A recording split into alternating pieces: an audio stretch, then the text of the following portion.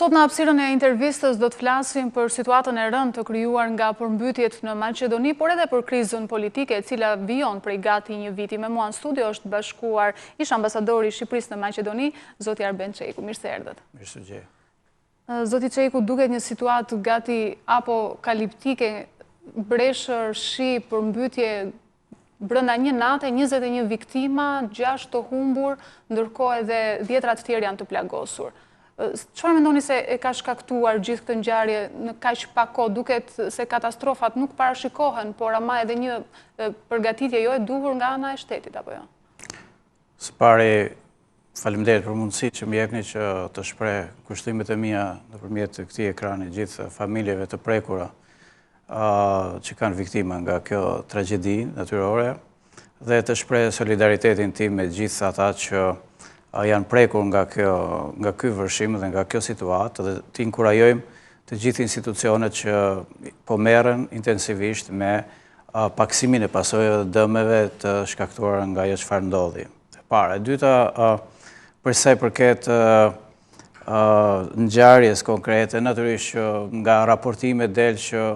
Instituti Meteorologjik, siç thot drejtori i tij, ka bërë njoftime para 4-5 ditësh që pritet që të ketë rreshje shiu të ashpra dhe të ketë edhe po ashtu erë të madhe, por natyrisht Instituti Meteorologjik, si çdo institut tjetër, nuk ka arritur dot që të parashikojë dëmët që mund të shkaktojë ky lloj vërshimi dhe kjo lloj situate. Duket si një lloj, siç themi, rrufe në qiell të hapur, por në fakt këtë herë Shkupi, zona e Shkupit, po në tërësinë e vet Maqedonia, u ballafaqua me një lloj tërmeti ujor, nëse mund ta quajmë kështu, sepse duket që pasojat që ka lënë mbrapa janë shumë të rënda dhe ajo çfarë është më e rrezikshme është shfaqja e sëmundjeve epidemiologjike dhe për shkak të ndotjes edhe mos largimit të ujit dhe mbeturinave të cilat janë nëpër oborret e shtëpisë, nëpër institucione, pavarësisht se mund të vënohet rivendosja e qarkullimit rrugor në disa segmente rrugësh që janë dëmtuar, ajo çfarë është më e rëndësishme është mbrojtja e qytetarëve nga ndonjë epidemi, për shkak se gjithë kjo që ndodhi një situatë ku kemi temperatura të larta të sezonit veror dhe në pamundësi të një pastrimi të shpejtë të zonave të prekura, rajoneve të prekura, ekziston rreziku që tek moshat e reja, por edhe tek moshat e tjera, të kemi shfaqje të problemeve shëndetësore që vijnë për shkak të ndotjeve. Shenjat e para janë dhënë, ka një numër të konsiderueshëm fëmijësh edhe personash të tjerë të paraqitur në institucionet shëndetësore për nevojë trajnimi dhe duket që kjo vjen edhe si pasojë e asaj çfarë kanë lënë ndotjet. Pra, duhet kuptojmë që kur ka përmbytye, ka një ngërshetim të gjithë ujrave të zeza dhe të bardha dhe nëse ata nuk tërhiqen dot shpejt nga ambientet ku ka ndodhur shpërfaqja e tyre, atëherë këto lloj ambientesh janë, si thosh, vatra të mëdha infeksioni. Kështu që solidariteti dhe mbështetja duhet të jepet ndoshta nga agjencitë specializuara, nga institucionet specializuara për pastrimin e këtyre zonave sa më shpejt që të jetë e mundur. Natyrisht është momenti për të vënë pa edhe për të vlerësuar qëndrimin e qeverisë shqiptare, e cila ofroi solidaritetin e vet dhe një shumë simbolike për 100.000 euro sot, si solidaritet për familjet e dëmtuara, por edhe për Maqedoninë në tërësi. Natyrisht Shqipëria nuk ka ndonjë traditë të konsoliduar për të ballafaqur me përmbytjet dhe këtë e dim edhe nga ajo çfarë ndodh në Shqipëri. Maqedonia në fakt për hir të vërtetës ka një avantazh sepse kanë disa agjenci më të specializuara dhe disa mekanizma më të specializuar për tërheqjen e ujrave dhe ka qenë edhe rasti kur kanë ndihmuar Shqipërinë, sidomos në rastin e përmbytjeve në Shkodër, dhe unë besoj që kapacitetet e tyre janë të tilla që mund të tërheqin ujrat. Por nga ana tjetër thash edhe një herë që rreziku më i madh pas kësaj që ndodhi është shpërfaqja ndonjë epidemie, të cilën uroj që ta shmangin sa më shpejt jetë e mundur. Ndërkohë, zoti Çeiku, ju keni shërbyer aty si ambasador, a ka ndodhur situata të ngjashme në të shkuar? thash edhe njerë, kjo është një lloj tërmeti, në fakt është hera e parë që ka ndodhur. Kemi patur përmbytje në zonën e Tetovës, por në stinën e verës është hera e parë që ndodh që në Maqedoni kemi vërshime të kësaj natyre me intensitet shumë të lartë dhe me një ndarje territoriale shumë interesante. Pra nuk kemi një shtrirje të plot të shirave, të zonave të prekura nga shiu, po kemi rajonet të cilat ndanë gati lagje me lagje. Dhe më thënë, shiu ka rënë në sipërfaqe të kufizuar dhe me një intensitet jashtëzakonshëm për metër katror, metër kub për metër katror. Pra e nevojshme një ndërhyrje imediate për ta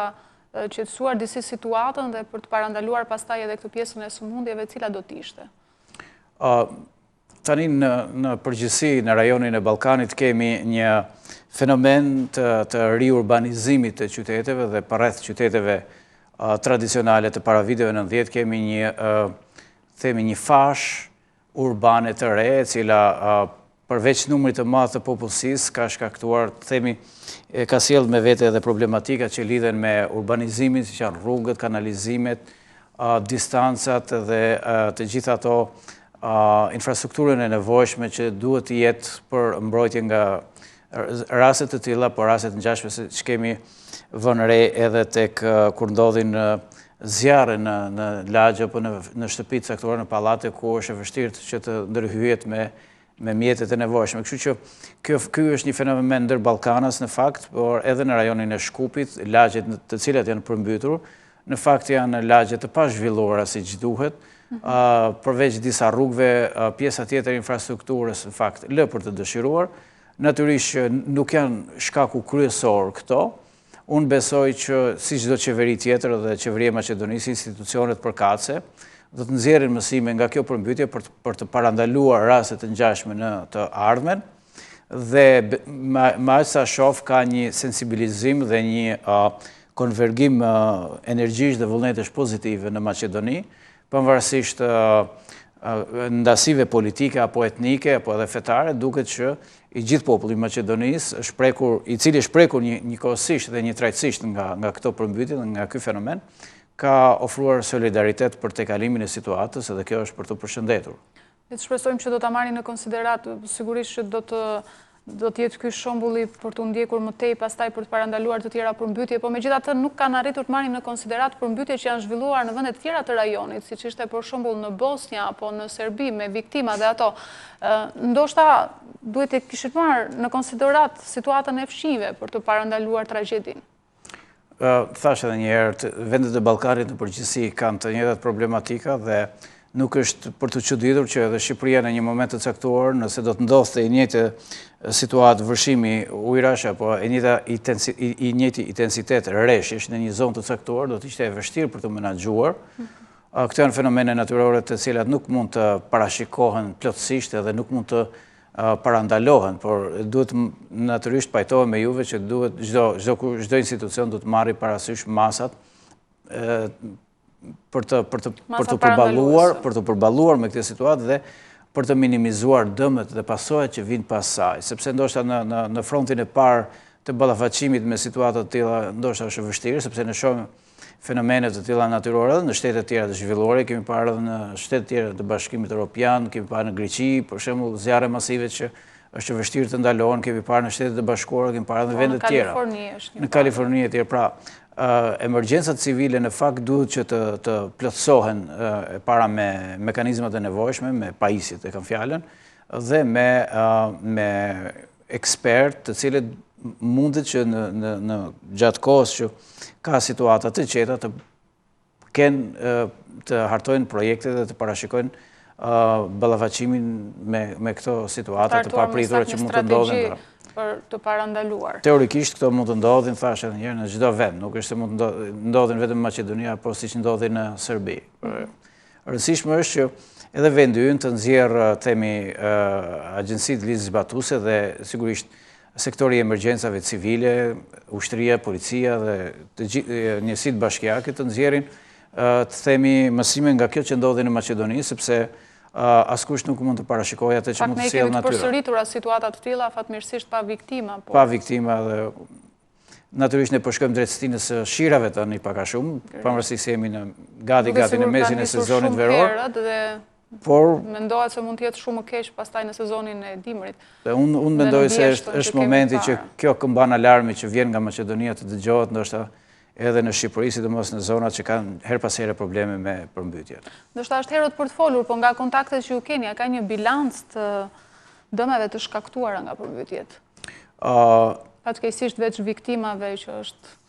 përveç viktimave të plagosurve dhe atyre që tani po ndjejnë pasojat e para të përmbytjes, siç thash, qeveria e Maqedonisë në një mbledhje urgjente që ka zhvilluar mbrëmje dhe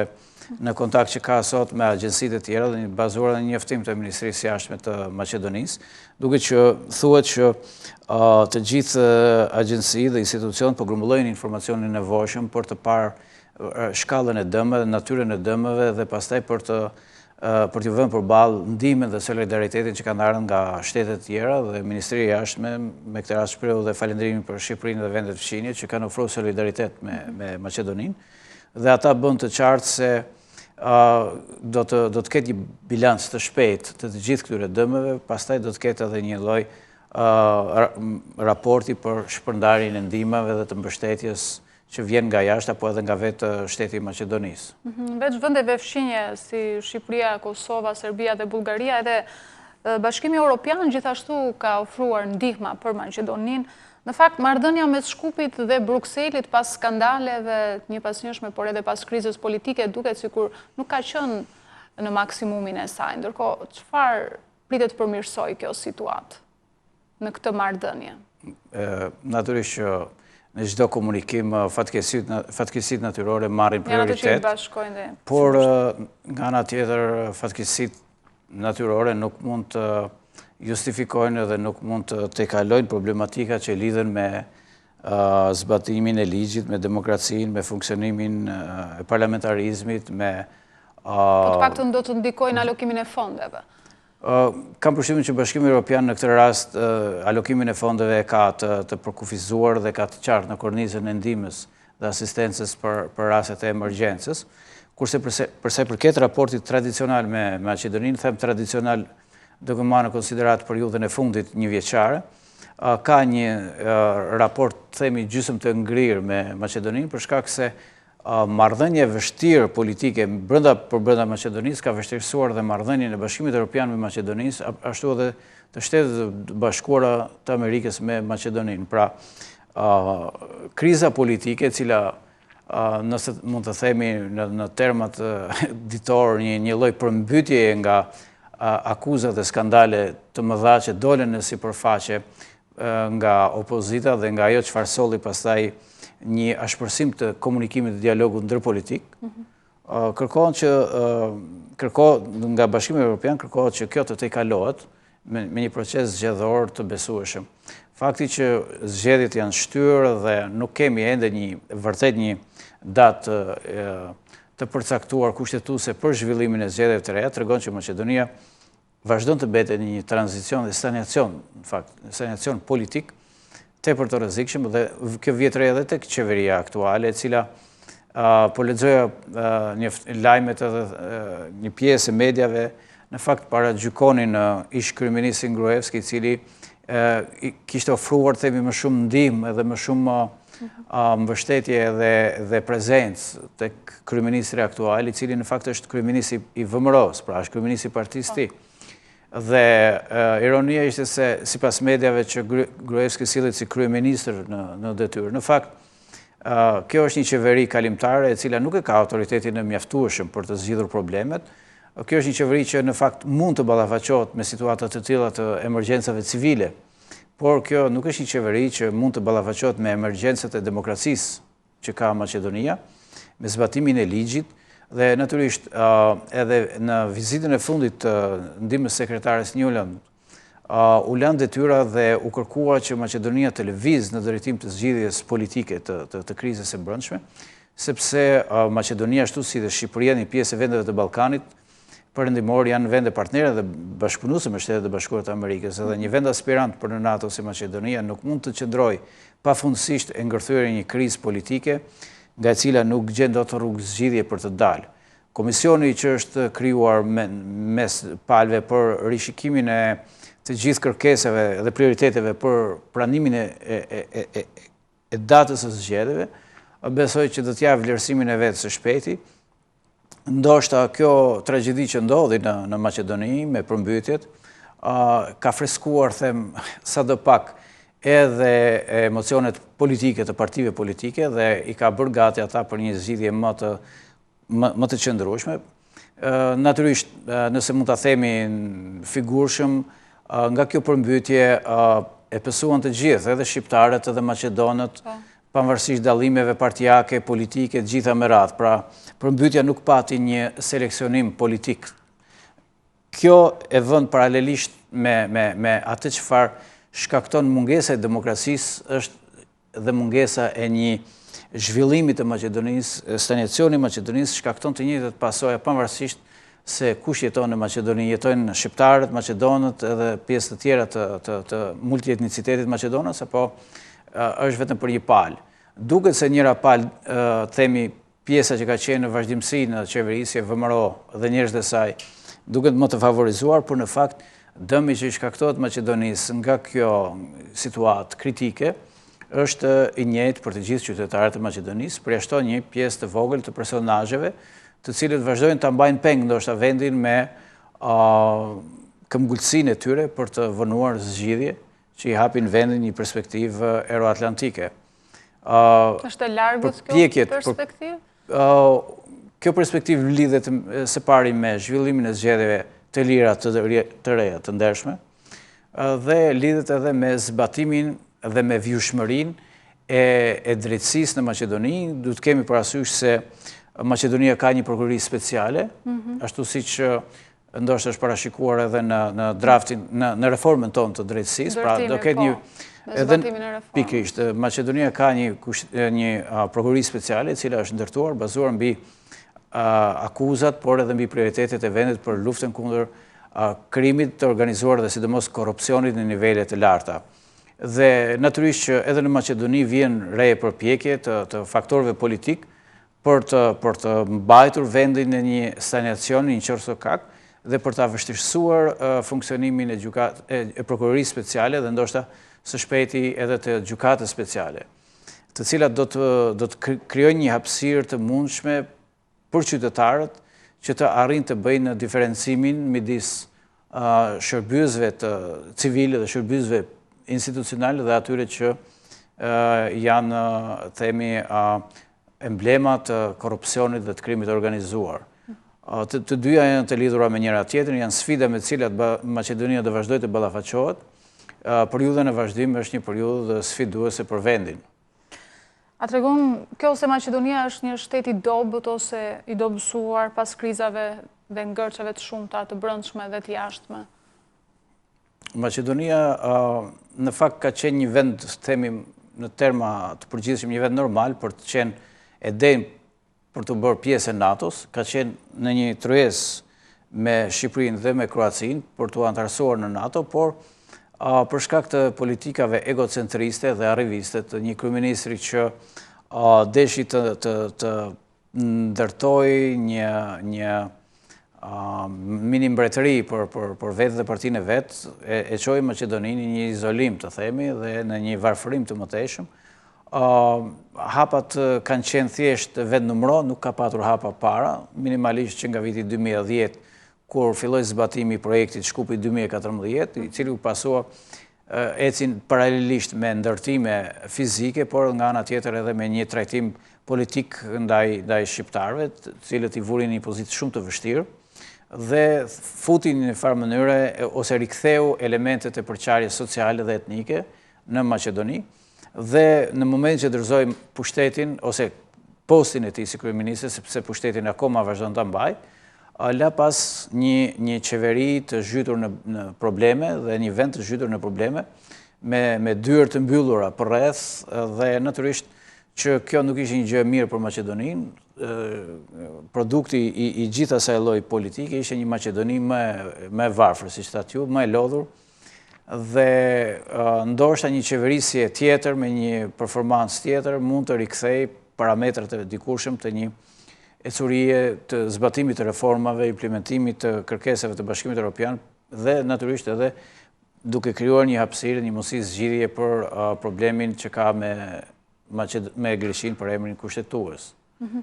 Ju e prekët pak, po shkurtimisht, sepse jemi dhe në fund kohës, sa ndikoi kjo krizë në gjetjen të papërgatitur të Maqedonisë në situatën e përmbytjeve për ta përmbyllur? Në fakt, simbolikisht përmbytja shërbeu për t'i rikthyer edhe një herë faktorët dhe aktorët në një lloj vatre ku ndodh një ngjarje që prek gjithë popullatën. Thash edhe më herët që uroj që klasa politike në Maqedoni të nxjerrë një lloj leksioni nga kjo përmbytje, sepse ashtu si përmbytja, thash, shkaktoi dëme tek të gjithë qytetarët, pa marrë parasysh çfarë etnie apo bindje politike kanë, edhe kriza politike në Maqedoni ka shkaktuar dëme të konsiderueshme tek të gjithë qytetarët e Maqedonisë, pa marrë parasysh se kujt etnie apo kujt krahu politik i përkasin. Le të urojmë që të ketë një thirrje të ndërgjegjës, një thirrje të brendshme të ndërgjegjës dhe partitë politike të lënë me një anë debatin. Gjithashtu për fund, meqense jemi në sekondat e fundit, nuk do të dëshiroja që partitë politike ta përdorin këtë situatë të krijuar për përfitime politike, sepse siç e dimë, shpeshherë raste të tilla shfrytëzohen ose përpiqen të shfrytëzohen për të nxjerrë përfitime politike. Kjo do të ishte rruga e gabuar për t'i ofruar solidaritet qytetarëve. Zoti Çeku, faleminderit. Faleminderit juve.